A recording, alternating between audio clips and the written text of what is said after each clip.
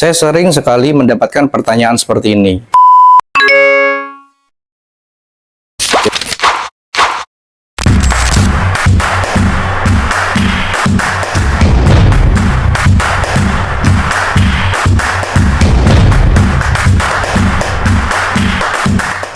Jadi selalu banyak sahabat toko Mandiri Indonesia atau teman-teman retail saya itu selalu bilang, apa daya beli masyarakat kita menurun ya? Apa terjadi deflasi ya?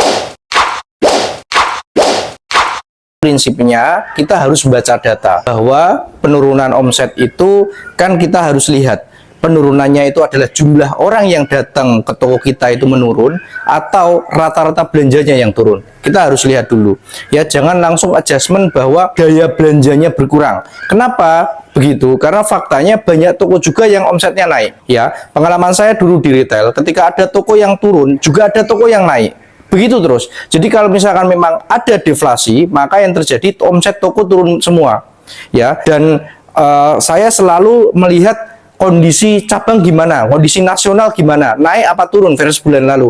Kalau versus bulan lalu kok masih naik, artinya ketika toko saya omsetnya turun, maka tidak ada masalah tentang deflasi. Maka yang perlu kita lakukan adalah bagaimana promosi kita ya. Mungkin toko perlu peremajaan, mungkin toko perlu rebranding, atau perlu hal yang lain untuk support toko. Jadi prinsipnya itu begini sahabat toko Mandiri Indonesia, bahwa namanya kita di toko itu ya, PR-nya saat ini itu adalah kompetisi.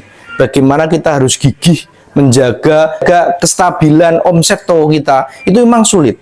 Ya, kita harus persisten, kita harus konsisten. Persisten itu kita harus menjaga tensi terus-menerus. Bikin promo ya, promo terus. Tapi harus beda-beda promonya. Mungkin bulan ini kita bikin potongan harga, bulan besok beli 2 gratis 1, bulan besok bikin promo kupon undian, begitu macam-macam. Ya, sahabat toko Mandiri Indonesia yang omsetnya lagi turun, prinsipnya adalah pelajari dulu turunnya di bagian mana.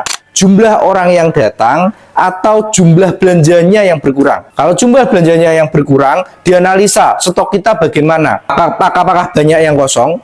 Kalau jumlah orang yang datang berkurang, itu juga harus dianalisa bagaimana, apakah ada kompetitor baru, apakah pelayanan kita yang kurang, begitu konsepnya ya. Jadi saya sering menyampaikan ini saya lagi ada di persiapan salah satu toko ya, jadi kita lagi sidak ngecek persiapannya di Kulon Progo ya. Lanjut, bahwa saya itu selalu bilang ke teman-teman yang sharing itu, saya jawabnya begini, Mas, toko kita itu kadang ya buntu, saya kok tidak ada inspirasi, nggak ada ide, nggak ada mau bikin apa. Itu kita relayout itu pemindahan. Jadi misalkan promosi yang ada di sini, ini rak tak ambil bersih, kasih floor, terus di floor di sini kasih rak. Jadi tampilan toko beda. Itu sudah membuat mood belanja itu bisa naik begitu.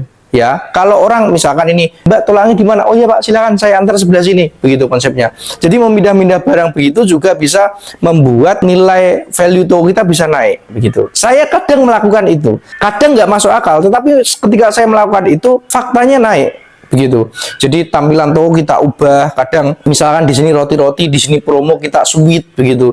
Jadi memang toko itu butuh itu, enggak sekedar kita grand opening habis itu jagain kasir, yang penting ada orang beli kita layani, enggak ada yang beli ya sudah, enggak begitu konsepnya. Ya, prinsipnya begitu, kita harus persisten, harus konsisten. Gitu ya, sahabat toko Mandiri Indonesia, mudah-mudahan video ini bisa menjadi manfaat, bisa menjadi motivasi. Terima kasih. Assalamualaikum warahmatullahi wabarakatuh.